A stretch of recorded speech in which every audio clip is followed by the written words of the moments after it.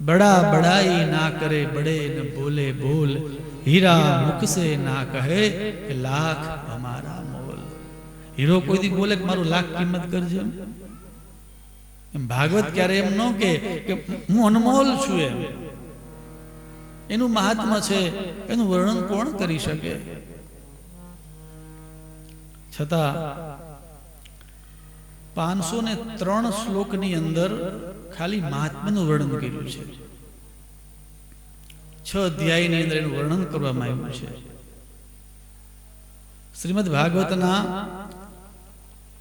335 અધ્યાય છે, 18 સ્કંદ છે, અને આપણા અમરેલીના સંત મહાત્મા મૂળદાસજી નવરા હશે ને એને ભાગવતના અક્ષરો પણ ગણી નાખ્યા। 5,76,272 અક્ષર છે આ ભાગવતના। એટલે ભગવાનની કૃપા કે આવા સુંદર મજાના મહાપુરાણ ભાગવતની કથા तीर्थों शिरमोराज गंगा द्वार पर हरिनु द्वार हरनु द्वार अने मां जगदंबानी आ पावन भूमि एनी अंदर आज आपणे आ भागवत कथानुं पारायण करी रह्या छीए। અહીં બેઠેલા આપણા સૌના કંઈક સદભાગ્ય છે કે આજે આપણને આવો અવસર પ્રાપ્ત થયો છે। આને મૂલવો કેમ એ આપણી દ્રષ્ટિ ઉપર આધાર છે બાપ। આને કોઈ નાનું ગણે, આને કોઈ સામાન્ય ગણે કે આવું તો હું કરી શકું, પણ બોલી શકે કે ના કરના બહુ દૂર की बात है।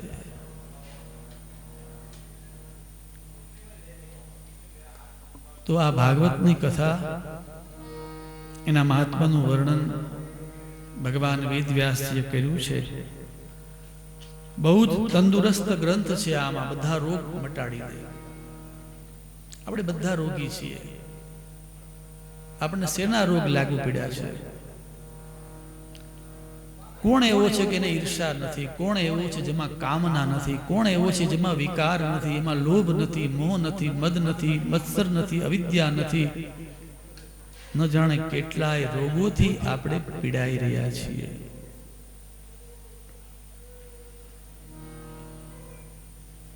આપણા રોગની આ એક જ દવા છે, શ્રીમદ ભાગવતી વાર્તા। પણ જ્યારે એમાં જાણવાની જિજ્ઞાસા જાગે, ઘણા વક્તાને પ્રશ્ન કરે છે, વક્તાની પરીક્ષા કરવા માટે કે આને કેટલું આવડે છે। પ્રશ્ન કરો તો જિજ્ઞાસાથી થાય। અને કોઈને બધું આવડતું જ હોય એવું કંઈ માનવાની જરૂર પણ નથી। અને આજ સુધીમાં કોઈને ભાગવત આવડતું જ નથી। દુનિયાના કોઈ પણ વક્તા હોય, કોઈ પુરાણ કોઈને આવડે નહીં। ભગવાન જેની ઉપર થોડી કૃપા કરે તો એની લીલી જીભ ક્યાંક થોડું બોલી શકે બાપ। બાકી માં સરસ્વતી પણ આના ગુણ ગાવા બેસે ને તદપી આનો પાર પામી શકે એમ નથી બાપ।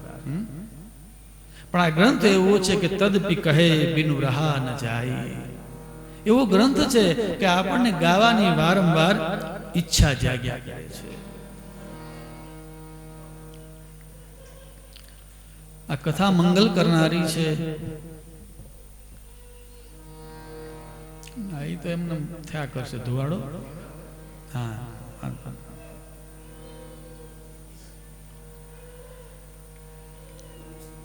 મંગલાચરણ કરવાનું।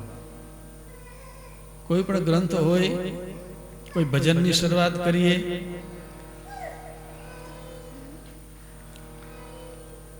તો આપણે મંગલાચરણ કરીએ છીએ।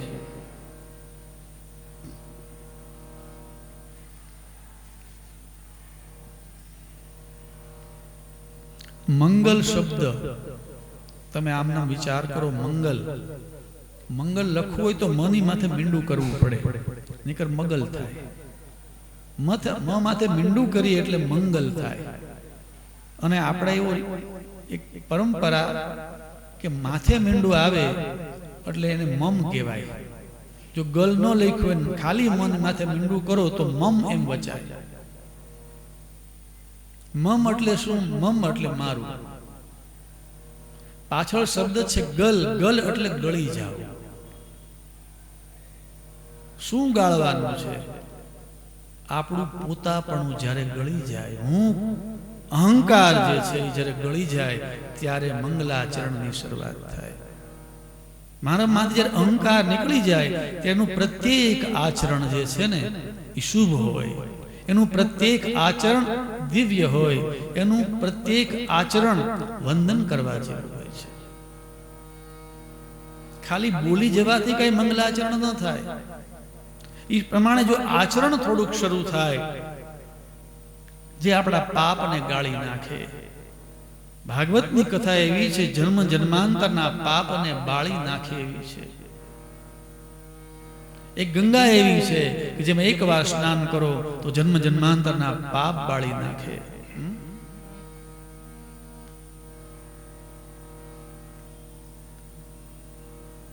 તો તમારા પાપ અને તાપનું શમન કરવા માટે આ ભાગવતની કથાનો આરંભ કર્યો છે.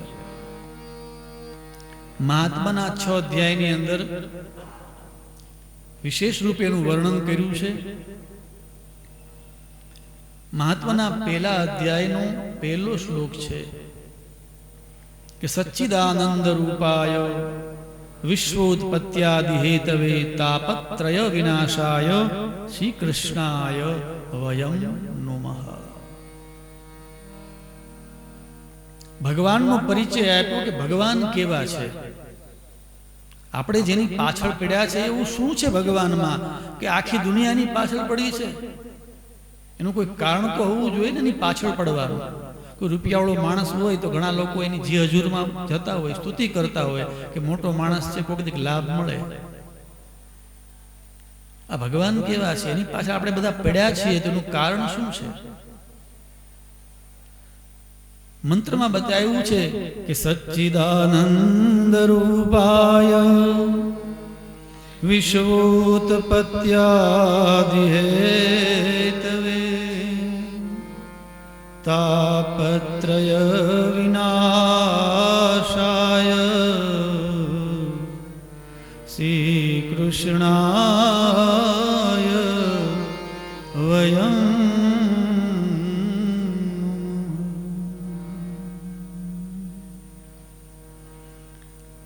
ભગવાનને વંદન કરી ભગવાનના સામર્થ્યની ચર્ચા છે. ભગવાનના સ્વભાવનું વર્ણન કર્યું છે. એનામાં રહેલા સદગુણોનું વર્ણન કર્યું છે. સચ્ચિદાનંદ એટલે સત ચિત આનંદ. આપણને આનંદ મળે છે, પણ ક્યાંથી મળે છે? કથા સાંભળીએ તો અંતરમાંથી આનંદ પ્રગટે છે. આનંદ પ્રગટે એટલે સમજવાનું કે અંદર ભગવાન આવ્યા છે.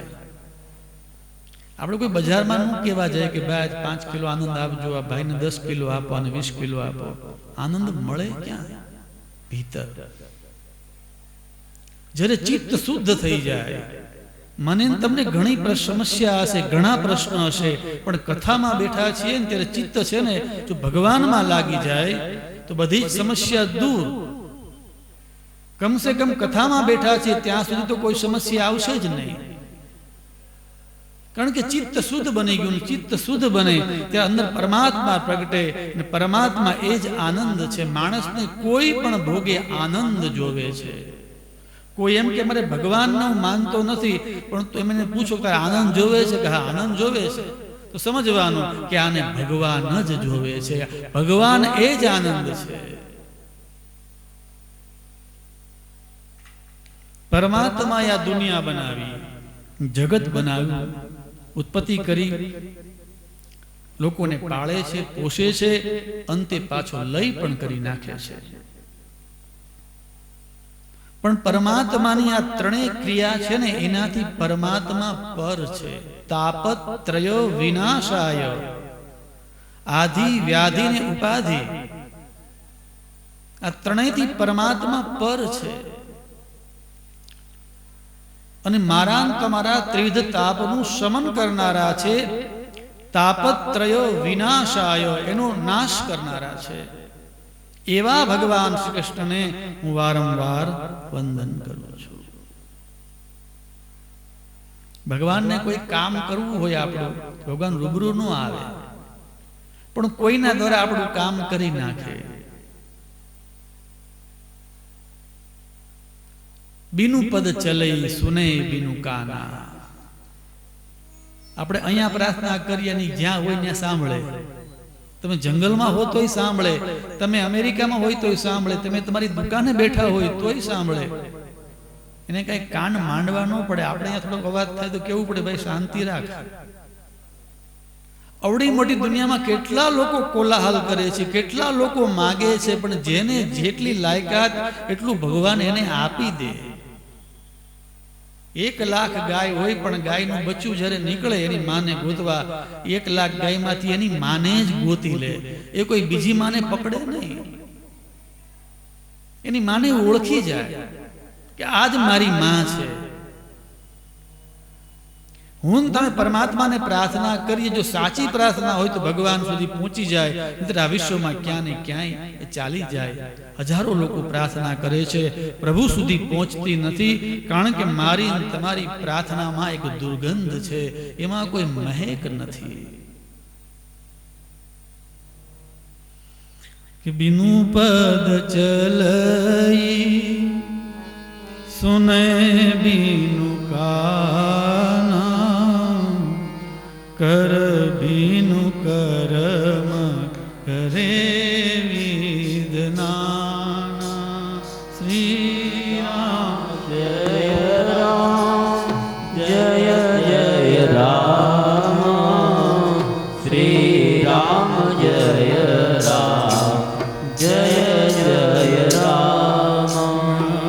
બીનું પદ ચલઈસુ ને બીનું કાના, કર બીનું કરમ કરે વિદનાના.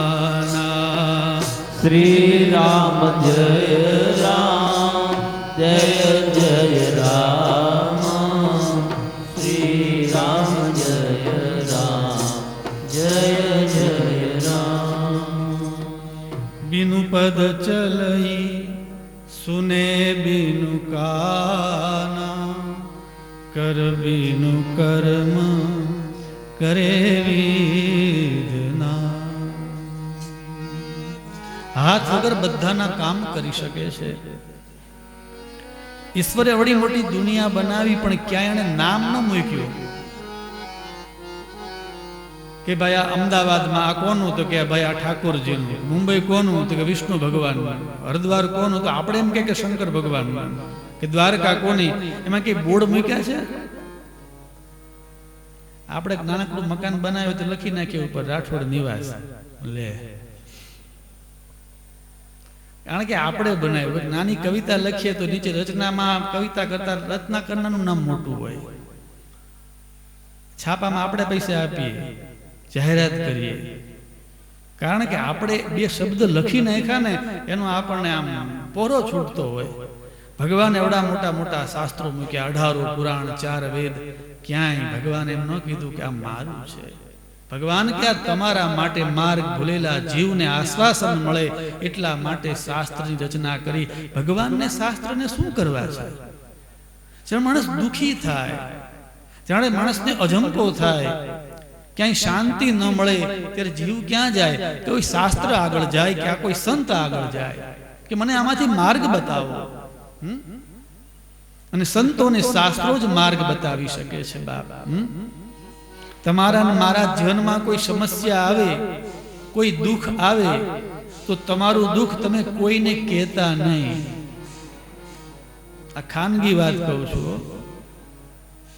દુનિયાને તમારા દુઃખની વાત કહેશો ને તો પોતાના ઘરના 2-5 ઉમેરી અને તમને વિદાય આપશે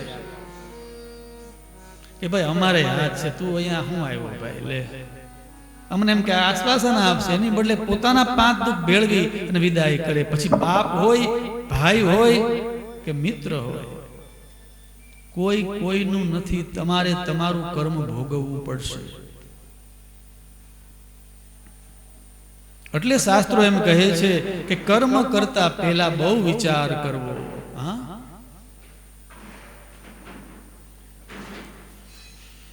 પ્રભુ સર્જન કરે છે, આવડી મોટી દુનિયા બનાવી. આપણે અમેરિકા જઈએ, દુબઈ ગયા હોય, શારજાહ ગયા હોય અને કોઈ સારા સારા બંગલાઓ જોઈએ, મોટર જોઈએ, તમને ઓહો કેવું બનાવ્યું છે એમ થાય. આપણે અક્કલ કામ કરે નહીં હો ભાઈ, કેવું પડે એમ. પણ એ બનાવનારની અક્કલ કરનાર કોણ છે? અક્કલ દેનાર કોણ છે? અક્કલ દેનાર ઉપર વાળો છે બાપ. પણ એને લખ્યું નહીં કે મેં અક્કલ તને આપી છે. અને અક્કલ હોય ને એ લોકો નકલ બહુ કર્યા કરે. નકલ ન કરો. ઈશ્વરે અક્કલ આપી છે જીવનને પાર કરવા માટે. કે અવસર નહીં આવે આવા, ભજી લે રામ ભજન કીર્તારા, ભજી લે રામ કીર્તન. આવો અવસર નહીં મળે બાપ, અવસર નહીં આવે આવા. આ અવસર બહુ અણમોલ છે. કરોડો આપો, આ સમયને કોઈ બાંધી ન શકે કે પડીકું વાળી મૂકી દઈએ. આ કેસેટમાં કેદ થઈ જાય, પણ સમય ત્યારે આ પણ નાશ પામી જશે. હવે આ હાથ રહે ના હે, મળ્યું છે સમયનું સોનું. સમય એ જ સોનું છે. ગમે એટલા ઘરણ, ગમે એટલા બિસ્કિટ ક્યાંય હંગરી રાખશો, પણ કોઈને કામ આજ સુધી આવ્યા નથી. તમે એમ કહો કામ ન આવે, અરે મારે પ્રસંગ હતો થોડાના બિસ્કિટ વેચીને લગ્ન કર્યા, કામ તો આવ્યા. અમારે ઓપરેશન હતું તો બિસ્કિટ વેચી નાખ્યું, ભાઈનું ઓપરેશન કરાવ્યું 5 લાખનું. આ કામ તો આવ્યું. એ ઓપરેશન કરાયું છતાં ભાઈ ગયો કે રહ્યો? જે આવ્યા છે બધાને જવાનું છે. જે ફૂલ ખીલ્યા છે એને સાંજે મુરઝાવાનું છે. જે જન્મ્યા છે એને એકવાર મરવાનું છે. ગમે એટલો પ્રયાસ કરીએ પણ અહીં કોઈ અમર થતું નથી. અને અમર થવું હોય તો એક હરિકથા છે બાપ. સંતો ગયા